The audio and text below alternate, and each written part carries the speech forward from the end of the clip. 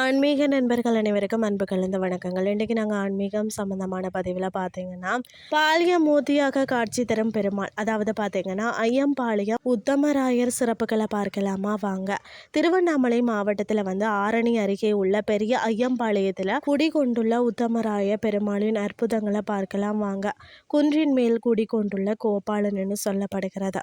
சுமார் 300 படிகளுடன் கூடிய அழகான குன்றின் மேல் மலைகள் சூழ்ந்த இயற்கை சூழல்ல அமைய பெற்றுள்ளதுன்னே சொல்லலாம் இந்த ஆலயம். இங்கே பெருமாள் ஒரு பாலகனாக, அதாவது சிறுவன் வடிவில் பாலியமூர்த்தி காட்சி தருவது உலகிலேயே மிக அரிதான ஒரு சிறப்பாகும்.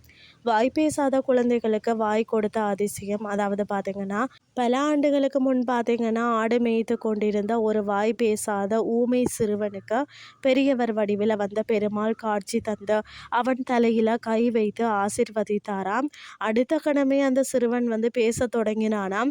அந்த அதிசயம் நடந்த இடமே இந்த தலம்னு சொல்லப்படுகிறது.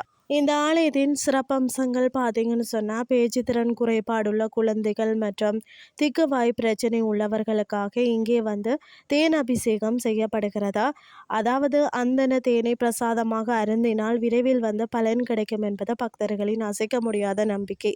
அது மட்டும் இல்லாமல் திருமண தடை நீங்கவும் நல்ல குணமுள்ள வாழ்க்கை துணை அமையவும் பக்தர்கள் இங்கே திரளாக வேண்டிக் கொள்கிறார்களாம். அது மட்டும் இல்லாமல் பார்த்தீங்கன்னா, பாறையில் படைப்பு சிற்பமாக உள்ள நாகருக்கு மஞ்சள் காப்பிட்டு வழிபட்டால் நாகதோஷங்கள் விலகும்னு சொல்லப்படுகிறதா. அதாவது அந்த சிறுவனுக்கு காட்சி கொடுத்த குகை இன்றும் தியான குகையாக பராமரிக்கப்பட்டு வருகிறதா. இன்றைய ஆன்மீகம் சார்ந்த பதிவு உங்களுக்கு பிரயோசனமாக அமைஞ்சிருக்கும்னு சொல்லி நானும் நம்புகிறேன். இதே மாதிரி மற்றும் ஒரு ஆன்மீகம் சார்ந்த பதிவோடு உங்களை சந்திக்கிறேன். நன்றி.